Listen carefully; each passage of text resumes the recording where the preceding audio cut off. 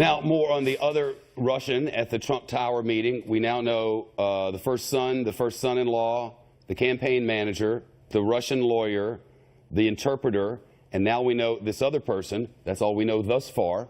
Can't tell you there aren't more, but I can tell you that's all we know at this moment. Let's turn to Fox News Sunday host Chris Wallace. Chris, it's piling up, you know. Yesterday from Charles Krauthammer, a conservative columnist, a syndicated columnist and Fox News contributor, we got this, among other things. I leave it to the lawyers to adjudicate the legalities of the unconsummated collusion, but you don't need a lawyer to see that the Trump defense, collusion as a desperate Democratic fiction designed to explain away an election loss, is now officially dead. The tide has turned, has it not?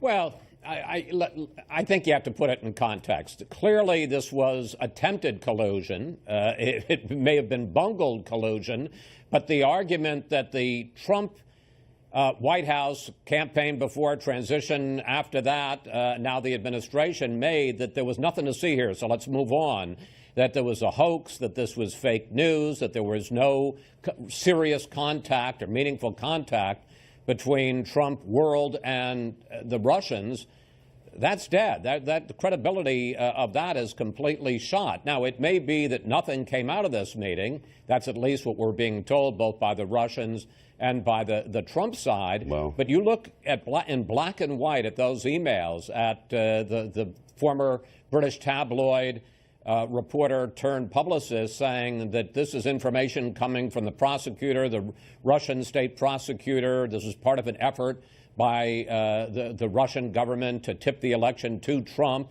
and there's going to be damaging information about Hillary Clinton. And then you have the immediate response from Donald Jr. saying, I love it. There certainly was, as I say, at the very least, attempted collusion here. Steve Hayes, panelist on Bret Baier's show at night, conservative, writes, the obvious question, this is from Twitter, if the meeting was a waste of time and a nothing burger, why lie after lie? To which Brit Hume replied, good question. Here's another. If it wasn't a nothing burger, then what came of it? The lies, one after another, after another, after another, Chris, they are of note and worthy of reporting and worthy of considering as a constituent.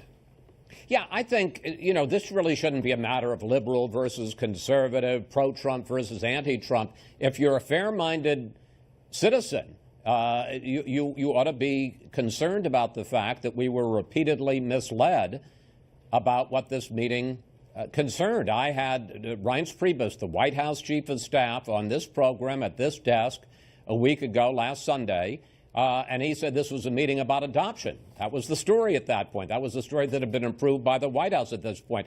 I don't know whether Reince, who's a good fellow, knew anything more about it or not, but that wasn't what the meeting was about, because as we learned later that day, after all the Sunday shows were over, from the New York Times, not from anybody in the Trump world, that this was a meeting to try to get dirt about Hillary Clinton. And then we learned on Tuesday, as I say in black and white from those emails, well, in fact, this was supposed to be, and what the Trump folks took the meeting to accomplish was the Russian government trying to give information about Hillary Clinton as part of an effort to swing the election to Donald Trump. So, you know, you're exactly right. We've been told a variety of stories.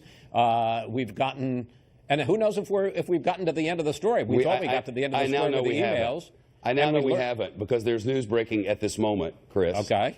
Fox News can now confirm more.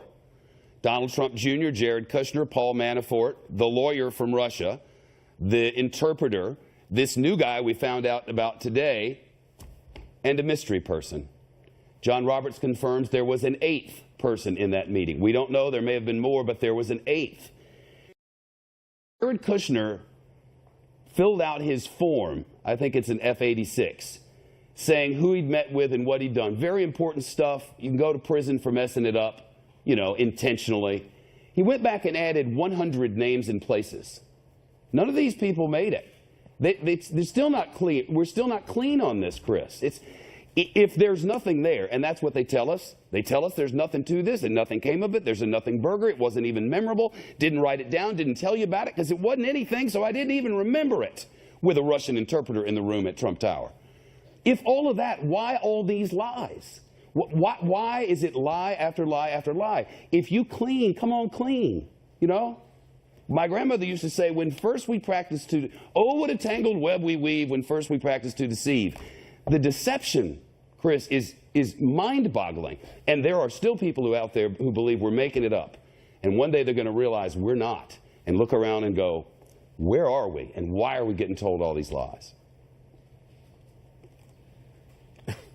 You know, I don't know what to say. I think that there's a lot of truth to everything that you've said. And as John Roberts pointed out, I can understand why Donald Trump Jr. didn't want to put this information out. Those emails are certainly damaging. You know, to have somebody saying this is part of the Russian government trying to help your dad win the presidency, and he says, if it's what you say it is, I love it, that's bad. But having said that, it's going to come out eventually. It did come out eventually. They ought to all sit down right now in the Oval Office, in the White House. They ought to sit down, everybody that was involved in the campaign, and they ought to sit there and say, anybody you knew that, you know, from the first time you had beef stroganoff to the last shot of Stolichnaya, you got put down every contact with a Russian you know about, and let's get it out. Bad, it may be embarrassing, but we can't keep having this new information dribble out because, as you say, we still don't know whether a crime was committed. And let's be clear on that. We certainly do not.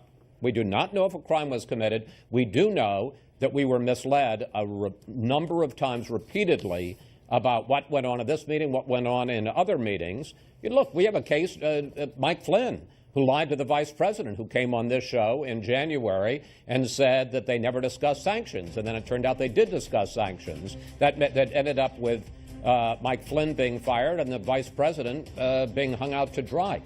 Come clean, tell it now, let the chips fall where they may, and if, in fact, there was no crime committed, you'll survive it. It'll be embarrassing, but it'll be better than this.